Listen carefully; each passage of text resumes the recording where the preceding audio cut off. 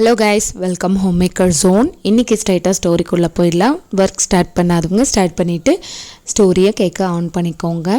Actually இன்றைக்கி தம்ப்நெயிலில் பார்த்தீங்கன்னா டெய்லரிங்காக இல்லை பாப்பாவா அந்த மாதிரி நான் போட்டிருப்பேன்.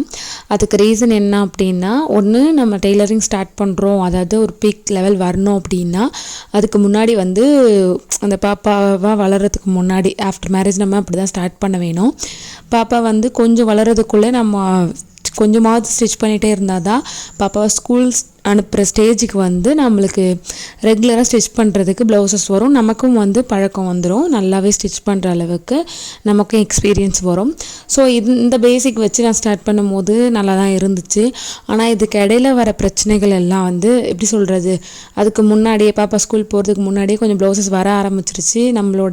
நம்மளது வந்து செட் ஆகிருச்சு அந்த ஒர்க். அப்படிங்கிறப்ப அது பேஸ் பண்ணி நம்ம அதை ஒர்க் பண்ணும்போது இந்த பக்கம் பாப்பாவும் வீட்டில் இருக்குன்றது எவ்வளோ பெரிய ரிஸ்க் தெரியுமா? ஆக்சுவலி நிறைய பேர் பாப்பா வச்சு ஒர்க் பண்ணுறதை நான் யூடியூப்பில் வீடியோஸில் ஏன் லைவாகவே நிறைய பேர் பார்க்குறேன். அப்போ பார்க்கும்போது அது பெருசாக தெரியல. அதே விஷயம் நாம் பண்ணும்போது அது அவ்வளோ பெரிய இம்பேக்டாக இருக்குது. ரீசன் என்ன அப்படின்னா, பாப்பாவுக்கு ஒரு நாள் ஃபீவர் வந்துருச்சு. பாப்பாவுக்கு வீட்டில் நமக்கு எக்ஸ்ட்ரா ஆள் இருந்தால் பரவாயில்ல, எக்ஸ்ட்ரா ஆளும் கிடையாது. நம்ம ஒருத்தர் தான் பார்க்க வேண்டிய சுச்சுவேஷன் ஆகிடுச்சு. வீட்டில் யாரும் இல்லை, நம்ம மட்டும் தான் பார்த்துக்கணும் ஒரு சுச்சுவேஷன். ஹஸ்பண்ட்ஸும் வேலைக்கு போயிட்டாங்க, அவங்க ஒர்க் தான் பார்ப்பாங்க.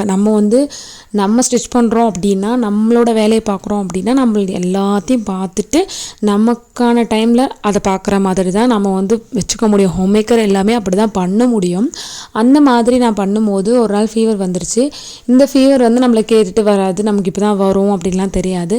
கிளைமேட்லாம் கிடையாது. இந்த ஒரு 3 to 4 இயர்ஸ்க்குள்ளவே பாப்பாவுக்கு வந்து 3 months ஒன்ஸ் வரலாம், 6 months ஒன்ஸ் வரலாம், எப்போ வேணாலும் வரலாம், வந்துகிட்டே இருக்கலாம். அதை வந்து சொல்ல முடியாது. அதை பேஸ் பண்ணி நம்ம எந்த வேலையும் ஸ்டாப்பும் பண்ண முடியாது. நான் வந்து ஒரு ஃபெஸ்டிவல் 1 week இருக்கும். 1 week இருக்கிறதுக்கு முன்னாடி ப்ளவுசஸ் வந்து என்கிட்ட வந்துருச்சு. அதான் 1 week இருக்குல்ல அப்படின்னு சொல்லிட்டு கொஞ்சம் மெத்தனமாக இருந்துட்டேன். நம்ம வீட்டுக்கு வேலையெல்லாம் பார்த்துட்ருக்கேன். மெத்தனங்கிறதுக்காக ஸ்டிச்சிங் பண்ணலான்லாம் கிடையாது, கொஞ்சம் நார்மல் ஸ்டிச்சிங் பண்ணிகிட்டு இருக்கேன். ஆக்சுவலி அவளுக்கு ஃபீவர் ஸ்டார்ட் ஆகும்போது எனக்கு பெருசாக தெரியல. அது வந்து கொஞ்சம் கொஞ்சமாக இன்க்ரீஸ் ஆகும்போது இது என்ன ஆகும் அப்படின்னா, நம்மளை டிஸ்டர்பே பண்ணாமல் தனியாக விளையாடுறதுக்கு நம்ம பழக்கி வச்சுருந்தா கூட ஓரளவுக்கு அந்த மாதிரி ஃபீவர் டைம், உடம்பு சரியில்லாத டைம் என்ன பண்ணுவோம்னா தேட ஆரம்பிச்சிருங்க, சினுங்க ஆரம்பிக்குங்க, என்னென்னமோ வந்து குடைச்சல் கொடுத்துட்டே இருக்குங்க. எப்படி சொல்கிறேன் அப்படின்னா, திருப்பி திருப்பி திருப்பி நம்ம கூட இருக்கணும் அப்படிங்கிறத நினைக்குங்க, எதிர்பார்க்குங்க. நம்ம அந்த மாதிரி டைம் நமக்கு கொடுத்து தான் ஆகணும். பட் இன்னொரு விஷயம் என்ன அப்படின்னா, கஸ்டமர்கிட்ட வந்து நம்ம பாப்பாவுக்கு உடம்பு சரியில்லதோ பார்க்குறேன், ஏன்னா 3 months ஒன்ஸ் 6 months ஒன்ஸ் அந்த மாதிரி தான் ஆகும். எல்லார் ஃபேமிலியிலும் நடக்கிற ஒரு விஷயந்தான். இதுக்காக நம்ம வந்து இதை ஸ்கிப் பண்ணவோ இல்லை இதை ஒரு காரணமாக சொல்லவோ முடியாது. அப்படி சொன்னோன்னா 3 மாதத்துக்கு ஒரு முறை காரணம் சொல்லிகிட்டே இருக்கலாம் கஸ்டமர்கிட்ட. அன்னைக்கு அப்படி தான் ஆயிடுச்சு. ஃபெஸ்டிவல் வந்தாச்சு, ஒரு 3 நாள் தான் இருக்குது ஸ்டிச் பண்ணுறதுக்கு. கிட்டத்தட்ட 6 ப்ளவுஸ் வந்து கையில் இருக்குது. அதை நான் கொடுக்கறதுக்கு 3 days தான் இருக்குது. ஒரு நாளைக்கு 2 ப்ளவுஸ்னால் கூட கொடுத்துடலாம் அப்படின்னு நினைக்கிறேன். ஆனால் என்ன ஆச்சு அப்படின்னா, ஒரு நிமிஷம் கூட விட்டுட்டு பிரியாத மாதிரியும், தூக்கமும் இல்லை குழந்தைக்கு. அதாவது கான்ஷியஸாக தூக்கம் 1 hour 2 hour தூங்குதுன்னா பரவாயில்ல, அந்த மாதிரியும் இல்லை. கொஞ்சம் நேரம் ஒரு 10 நிமிஷம் தூங்குறது, திடீர்னு எழுந்திரிச்சு அழுவுறது. இப்படி என்னதான் ஹாஸ்பிட்டல் பார்த்துட்டாலுமே ஒரு 3 days 4 days நம்ம வந்து டேப்லெட்ஸ் மருந்து கொடுத்துட்டே இருக்கணும், நம்ம வந்து பார்த்துட்டே இருக்கணும் பாப்பாவாக இருந்தால். அந்த மாதிரி ஒரு சிச்சுவேஷனில் தச்சும் ஆகணும். அது மாதிரி இருக்கும்போது நான் எப்படி தைக்கிறேன் அப்படின்னா, அந்த பேய் மாதிரி சொல்லுவாங்கள்ல, போயிட்டு ஒரு ஸ்டிச் போட்டு வந்துடுறது, அந்த 10 நிமிஷம் கேப்பில் வந்துட்டு போயிட்டு பாத்திரம் தைச்சிட்டு வந்துடுறது, திரும்ப போய் ஒரு ஸ்டிச்சு கை மட்டும் தைச்சி வச்சிடலாம், பேக் மட்டும் வச்சிடலாம். அது அப்போ வந்து நம்ம பாப்பா கிட்ட படுத்துகிட்டே இருக்கும்போது இங்கே படுத்துட்டு நிம்மதியும் இருக்காது, அங்கே ஸ்டிச்சிங் கவனமே போயிட்டுருக்கும். ஒரு பக்கம் பாப்பாவை எவ்வளோ கேர் பண்ணுமோ கேர் பண்ணிக்குவோம் தான். எல்லோரும் நினைக்கலாம், நீ பாப்பாவுக்கு உடம்பு சரியில்லை உனக்கு அப்படின்னா இதை விட அது முக்கியம். ஆக்சுவலி ஃபேமிலிக்குள்ளேயும் அப்படி தான் கேட்குறாங்க, பண்ணுறாங்க. பாப்பாவுக்கு நீ பார்க்குறது தான் ஃபஸ்ட்டு ப்ரியாரிட்டி கொடுக்கணும், அதுக்கப்புறம் தான் அதுன்னு கொடுக்கணுன்னு. ரெண்டுத்தையுமே மேனேஜ் பண்ணால் தான் வந்து எந்த விஷயமா இருந்தாலும் நீங்கள் சர்வைவே பண்ண முடியும். இப்போ நம்ம ஒரு அந்த விமன் மட்டும்தான் வந்து அந்த மாதிரி நீ ஒரு கில்ட்டை வந்து ஃபீல் பண்ணுறாங்க. நீ வந்து பாப்பா ஃபஸ்ட்டு ப்ரியாரிட்டி கொடுக்கணுங்கிறது அவங்களுக்குமே தெரியும், பாப்பாவை பெற்றிருக்க அவங்களுக்கு நல்லா தெரியும். நம்மளும் ப்ரியாரிட்டி கொடுத்துட்டே இருந்தால் கூட நமக்கு அது ஒரு பக்கம் போயிட்டு தான் இருக்கும். ஏன்னா நம்ம ஒரு கமிட்மெண்ட் கொடுத்துருக்கோம், நம்மளை ஒரு ட்ரஸ்ட் பண்ணி உனக்கு கொடுத்துருக்காங்க அப்படிங்கிறப்ப நம்ம அதுக்குமே வேல்யூ கொடுத்து தான் ஆகணும். இதுதான் முக்கியம் அப்படின்ற மாதிரி நம்ம சொல்லவே முடியாது. அன்றைக்கி என்ன நடந்துச்சுன்னா இப்படி தான் நடந்துருச்சு. நான் ரொம்ப கஷ்டப்பட்டு போயிட்டு ஒரு ஸ்டிச் போட்டு வர்றது, திருப்பி வந்து படுக்கிறது, நிம்மதியான தூக்கம் கிடையாது, நைட்டில் தூக்கம் கிடையாது, பகல்லையும் தூங்க முடியல. சரி பாப்பா கூட கொஞ்ச நேரம் படுக்கிறோன்னா அந்த பாப்பா தூங்குமானா கண்டிப்பாக கிடையாது. இதுக்கு இடையில கஸ்டமர் வந்து 4 வாட்டி கால் பண்ணிடுவாங்க. பாப்பாவுக்கு உடம்பு சரியில்லைங்கிறத நம்ம எப்படியாவது சொல்லிடுவோம், எப்படியாவது அதை நம்ம சொல்லிட்டு தான் இருப்போம். ஏன்னா ரெகுலர் கஸ்டமர்கிட்ட இருந்தால் கம்பல்சரி சொல்லிடுவோம். ஒரு சில பேர் என்ன பண்ணுவாங்கன்னா ஒரு சில ப்ளவுஸை குறைச்சிருவாங்க. சரி ஓகேப்பா பாப்பாவுக்கு உடம்பு சரியில்லைங்கிற, எனக்கு 2 கொடுக்குறத 1 கொடுத்துரு அப்படின்வாங்க. அந்த மாதிரி குறைச்சி ஒரு 6 வந்து சேர்ந்துச்சு கடைசியில்.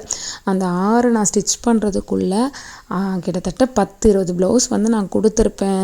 அசால்ட்டாக வந்து 1 ஹவரில் தச்சு கொடுத்துருப்பேன். ஆனால் இந்த 6 ப்ளவுஸ் வந்து என்னை ரொம்ப கஷ்டப்படுத்திருச்சு. ஏன்னா நமக்கு ஃபுல் மைண்டு ப்ளவுஸ்லேயும் கிடையாது, ஃபுல் மைண்டு பாப்பாக்கிட்டேயும் கிடையாது. நீங்கள் நினைக்கலாம் அப்படி ஒரு சுச்சுவேஷனில் நீ ஏன் வாங்கின, தைச்ச, வேண்டாம் நிறுத்திக்க வேண்டியதானே, இல்லை மூஞ்சல் அடித்த மாதிரி சொல்லிட வேண்டியதானே அப்படின்ட்டு. ஆக்சுவலி சொல்ல முடியாது. எப்படி ஃபேமிலியில் வந்துட்டு இவன் வீட்டிலையே பார்த்துக்கலாம், நீ தைக்கணும்னு அவசியம் கிடையாது அப்படின்னு சொன்னாலும் நம்ம அதை மீறி தைக்கணும்னு தோணுமோ, அதே மாதிரி ஒரு கஸ்டமர்கிட்ட வந்துட்டு தீர்த்து அதெல்லாம் முடியாது. குழந்தைக்கு உடம்பு சரியில்லை, நான் வந்து எப்போ ஸ்டிச் பண்ணி தருவேனோ அப்போ தான் பண்ணி தருவேன் அப்படிங்கிற மாதிரிலாம் உங்களால் பேசவே முடியாது. ஆக்சுவலி நிறைய பேருக்கு நம்ம நினைப்போம், நிறைய பேர் வந்து ஈஸியாக வீட்டில் உட்காந்துட்டு ஸ்டிச் பண்ணிவிட்டு உட்காந்து சம்பாதிக்கிறாங்க அப்படின்ட்டு. அதில் இருக்க ஸ்ட்ரகிள், அவ்வளோ ஸ்ட்ரகிள் இருக்குது. அன்றைக்கி அந்த 6 ப்ளவுஸ் என்ன பண்ண ஸ்ட்ரகிள் இருக்குது பார்த்தீங்களா, அது வந்து அவ்வளோ பெரிய ஸ்ட்ரகிள். ஆக்சுவலி அதில் இருக்க ஒரு தையலுமே தோ முடிஞ்சிடணும். ஒரு ஸ்ட்ரைட் தையலுக்கு போட்டு வந்துடலாம், ஒரு 2 ஸ்டிச் போட்டு வந்தால் கூட ஒரு 10 நிமிஷத்தில் போட்டு வந்துடலாங்கிற மாதிரி 10 முறை ஏறி இறங்கி திருப்பி கூட்டிகிட்டு போகிறது, கூட்டிகிட்டு வர்றது, மருந்து கொடுக்கறது, துடைக்கிறது. இது ஒரு பக்கம் வந்து உடம்பு சரியில்லைனாலே ஒரு ஸ்ட்ரெஸ் இருக்கும், அது ஒரு பக்கம் இருக்கும். ப்ளவுஸை டைமுக்கு கொடுக்க முடியலனா ஸ்ட்ரெஸ் இருக்கும், அது ஒரு பக்கம் இருக்கும். இப்படி எல்லாமே சேர்ந்து வந்து நம்மளோட உடம்பு வந்து டோட்டலி ஸ்பாயில் ஆகிடும்.